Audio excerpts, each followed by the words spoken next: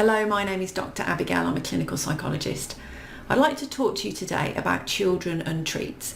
As a parent myself, I know being in lockdown, there's a lot more opportunities to eat treats and give children treats and use treats in different ways.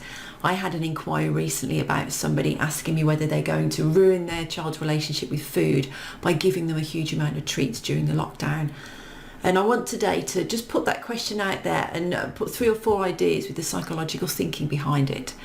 So firstly, if you're worried about giving your children too many treats, think about specifically what is being taught in that moment when you give them the treat.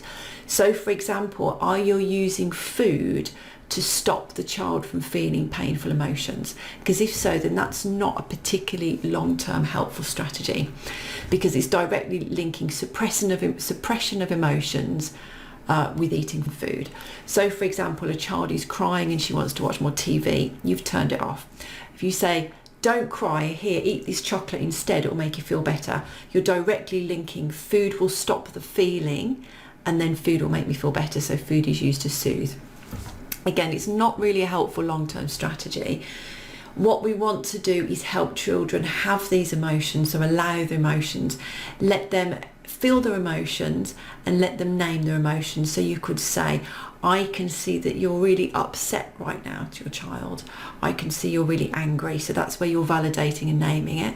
And then you can soothe them. So soothing is always good, sitting close, holding a child, being present, distracting, saying, well, let's go and play this, let's do this instead, or even giving them time just to have a cry so they can work it out, but you're not actually stopping the emotion with food.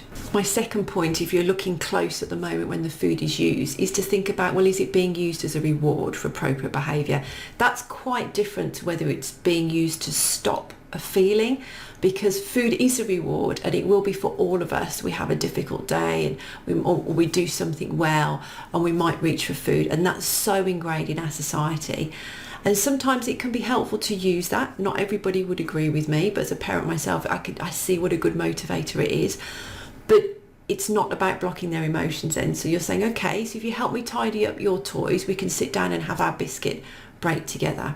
So it's a small amount, it's a moderated amount, and you're using it to reward appropriate behaviour.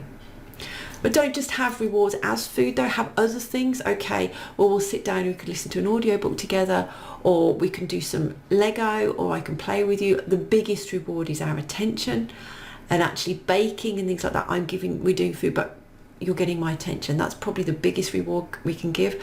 But food will always be a little bit of a reward within these things, because it's so ingrained in our society, and it does work really well. But that's quite different to point 1, where you're using food to stop a child feeling something.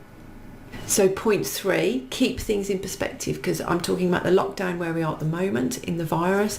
And again, as a parent, just be gentle on yourself.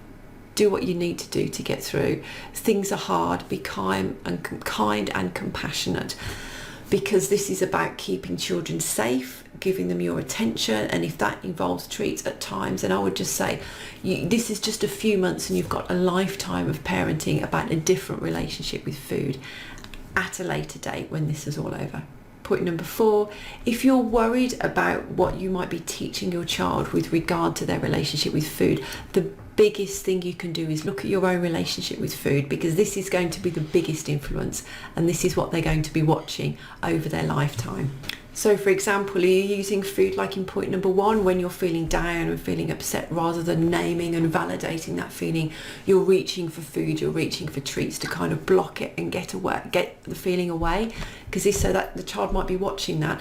And maybe you could make a change during this time in lockdown. You could stop and notice if you're feeling upset and distressed, and actually naming and sitting with it and thinking, well, how can I soothe in a way that maybe doesn't involve food, whether it's having a walk or going in the garden if you have one, or having a bath, or talking through with a friend, watching a comedy, phoning someone that you love, doing something to cheer yourself up. We're going to talk more about eating in lockdown at a later date, but I hope these points have been helpful. Please subscribe if you find this useful, give us a thumbs up.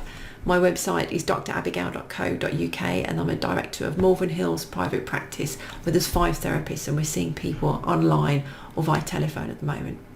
Thank you.